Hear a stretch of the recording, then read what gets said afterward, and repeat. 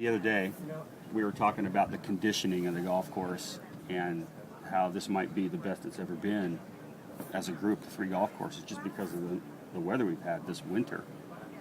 Well, I can't imagine that prior to the 1986, when I had my first event at AT&T Pro-Am. It's my 26th one of these, by the way, and I can't imagine that anything was close prior to that. To the conditions that we got, so there's nothing certainly in the last 26 that compares. So I got to think that this is the best that we've ever seen it. From golf course to golf course to golf course. We had perfect rain in December, so we had a lot of rainfall in December and set everything up, and then it dried up, and so it's just peaked at a perfect time. Everything got firm and fast, and I think the golf courses are going to just be fabulous today. The ball's rolling out, the greens are firm, they have that bump sound. And then you're going to make some putts. I think you commented that the players, when they first even laid eyes on the course this year, they commented on how, hey, it's firm and fast, and we're going to have a good time this year. Well, I ran into Davis Love yesterday, and I saw Brad Faxon and a number of other guys, and they all said it's better than perfect. And how better testimony than that. And the superintendent, our superintendent Chris Dalheimer, and our superintendent Bobbio at Spyglass. They're sleeping very easily at night. There's no concerns because they're in control for the first time. Normally, you don't know what the next day is going to bring. You've got weather forecasts that are somewhat unpredictable. But this week, it's very predictable, and they know what to do, and they can ratchet it up or ratchet it back, however they want to do it, because they're in control. It's a good feeling to have. Very good feeling to have. This resort in general. Over the years, everybody knows the Pebble Beach brand, and you've been here long enough where you've seen a lot of transition as far as how the course is presented, how it's the ownership of folks who run the show.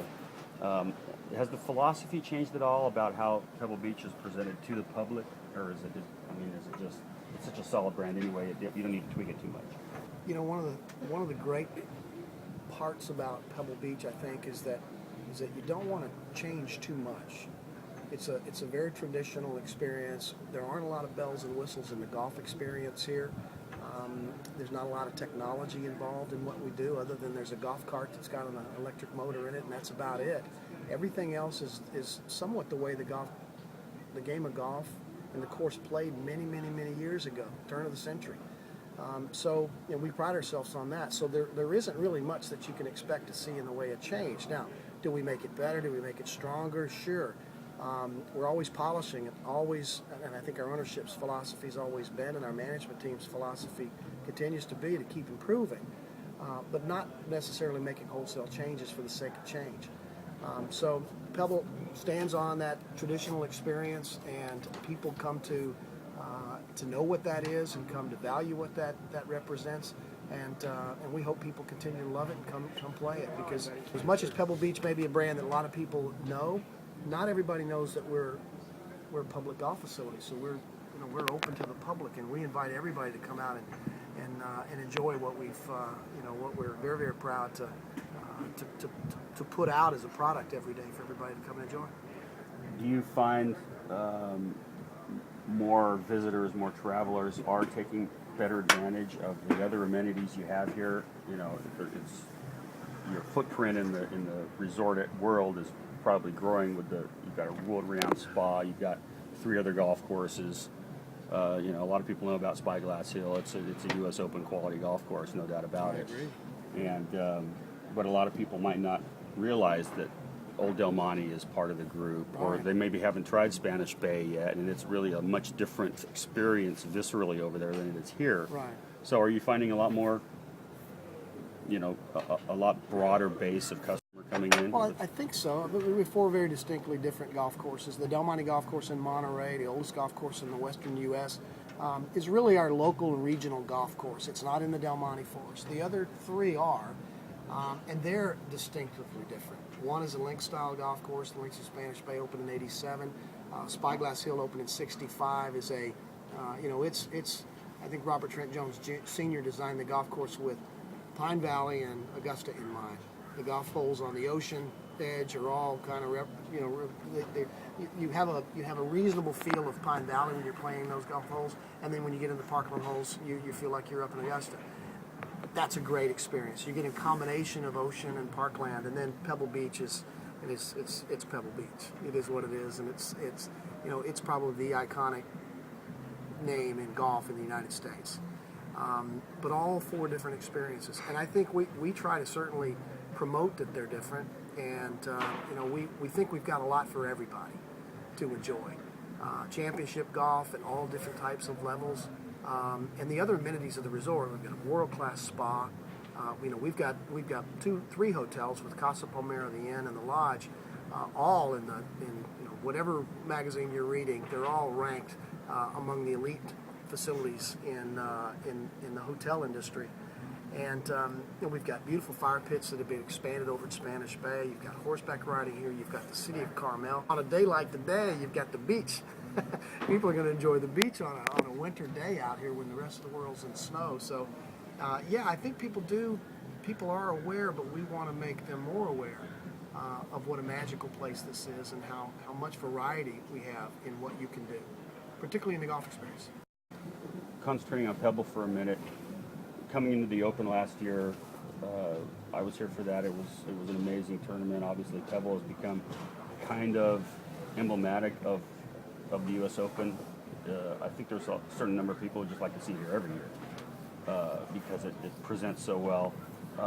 Some tweaks were made to a few holes. I think primarily the bunkering on number 15 and some new bunkering on 6. It just, for one thing, made it even more telegenic, which I didn't think was possible. But it also made it a better playing experience for the players. Is that carrying forward to the resort player too? Do they like what they see? Well, that was the feedback we got too, Nick, that the players in the U.S. Open were really complimentary of what we did to strengthen the golf course and make some improvements. And I think that showcased well on television in the U.S. Open. People got a chance to see that, and it's invited a lot of people to want to come back again if they've played it. And see it in a different light. But it's returned. It's not the hard golf course that it was for the U.S. Open now, but it remains a very difficult golf course from the back tees. You can hit it a lot of different ways, from the regular tee, so it's not so difficult for everybody. But we can dial it up when we need to for championships, as we did for the U.S. Open when Even Par won the championship. And when birdies are had out here plentifully in the AT&T every year, so you can make some adjustments. But people I think they have an expectation of the golf course being a beautiful golf course with wonderful vista views, and that's something we'll never change. Just put you on the spot a little bit. Do you have favorite holes on each of the golf courses? Do you have holes that you just love out there that might be kind of under the radar that some people might not think of as favorite holes? Yeah. In terms of favorite holes, I've always enjoyed 16 at Pebble Beach. It's a short par 4 down the hill. That's got some neat qualities in it. It's not so foreboding like so many of the other strong holes, particularly those on the ocean. But you're going back toward the ocean on 16. You're hitting a 3-wood off the tee. You got to hit it in the right area so that you're not having a downhill shot down to a tightly bunkered green. And the green's very tough. It's severely sloped. So yeah, exactly. So that's one, I think. And 3's tough. Once we put the new bunkers in at the right of the 3rd fairway, you've got a little bit more of a strategic decision to make on the tee box. And then after that, if the greens are very firm, you've got to be really directly behind the greens. So you have to be very careful about that approach shot. And you certainly don't want to be in those bunkers having to hit that shot from 130, 150 yards when you've got OB directly behind the green. So I think those 2 holes, 16 and 3. How about at Spyglass? Oh, Spyglass. I think everybody likes number 1.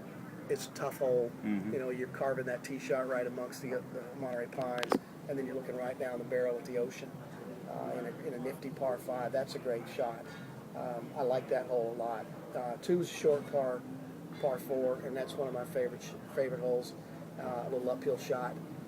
You place your tee shot in the right spot down at the base of the hill, and and hope the wind doesn't catch your second shot too much. Throw it offline.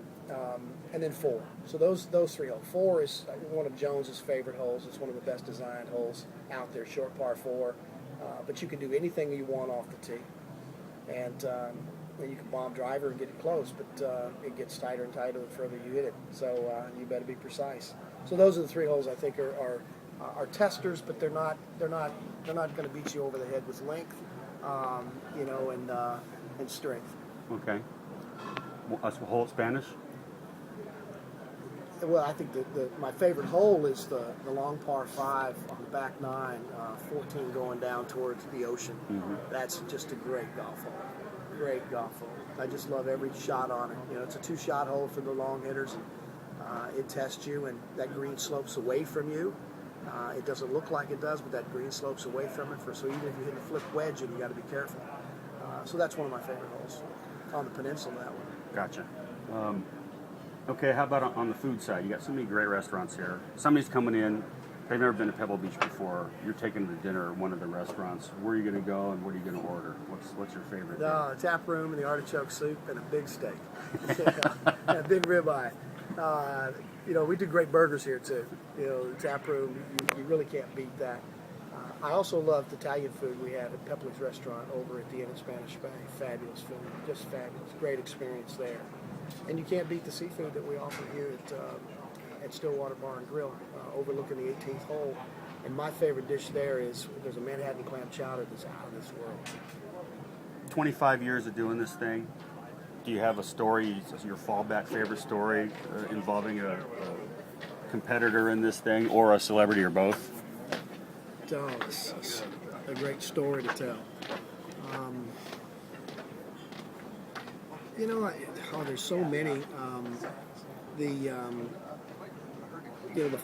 Probably the best story I think is the one where Payne Stewart was not dressed. He'd won the U.S. Open, and he came out here on media day.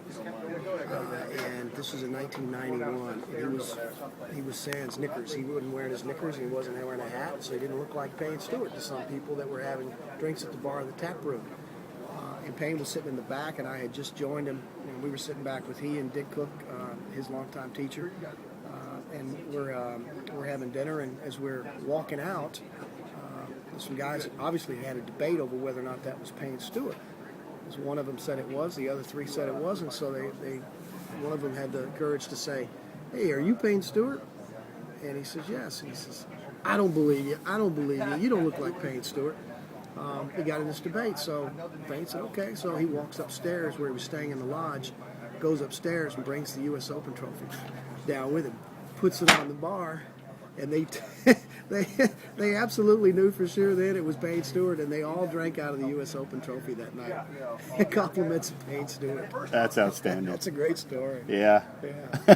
What's on the agenda? You just signed the line for 2019 to be the 2019 U.S. Open. Be the 100th anniversary. That's birthday. Pebble Beach's 100th anniversary. Okay. Pebble opened in 1919. We've established a legacy of championship golf through the AT&T Pro-Am and the regular tour event every year. But the U.S. Open is really